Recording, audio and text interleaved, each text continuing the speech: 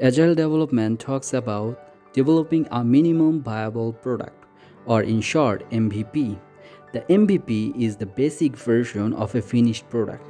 This MVP is tested on a small group of customers. The customers use this MVP for some times and give feedback to the company. The company incorporates this feedback when they make the final product. For example, Canon has made a pointer. Before introducing it in the market, they have selected a bunch of customers to use it for a while.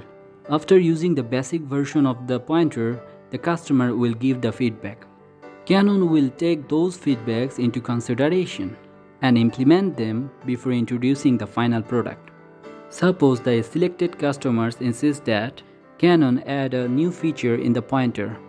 Besides pointing at the slides, the new feature will let the customer to move the slides as well.